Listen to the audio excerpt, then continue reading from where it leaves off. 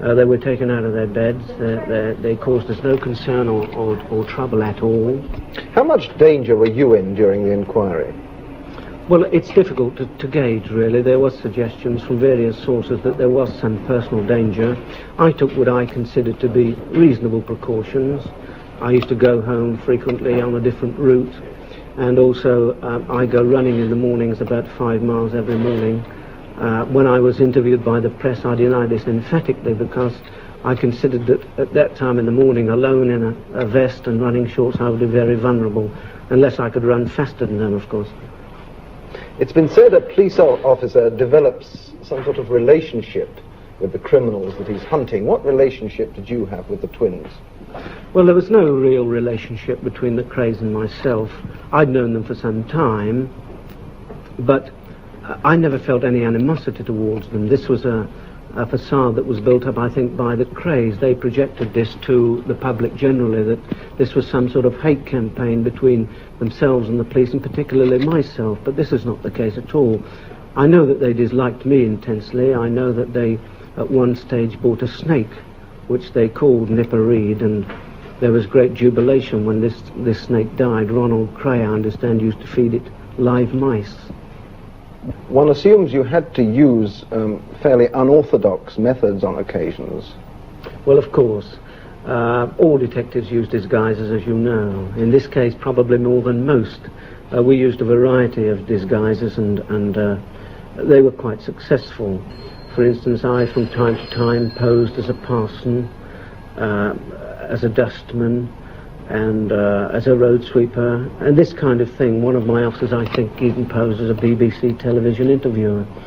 What about the use of so-called double agents? We did employ this from time to time, and very successfully.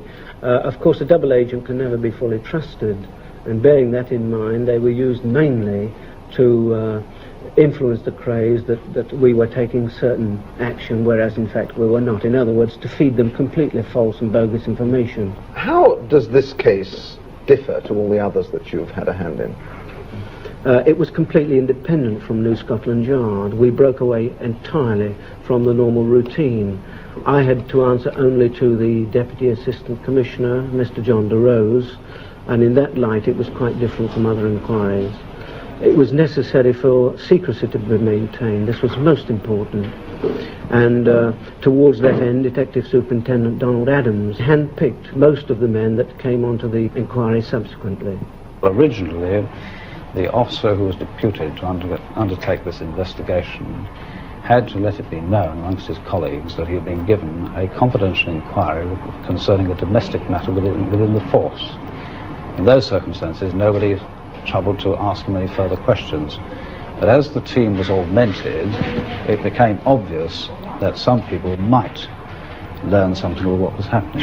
With that in view, the whole of the team was transferred from New Scotland Yard to Tintagel House, where we operated quite successfully. Each and every one of these items was recovered during the course of the Kray inquiry. Some of them are quite obvious in their use. Perhaps the one thing which is unique, certainly unique in my experience, is this, what appears to be perfectly innocuous case. But down here we have a hypodermic syringe. This bottle here was to have contained cyanide. The idea of the operation was that this needle here would protrude, not as far as it is at the moment, but just a little way out of the box.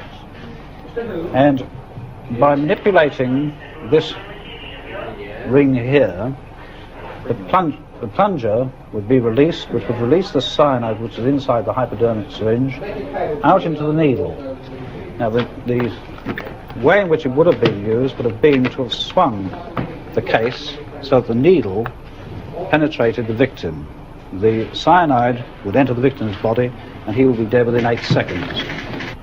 It's important to remember that the police can take no action against anyone unless there is evidence available.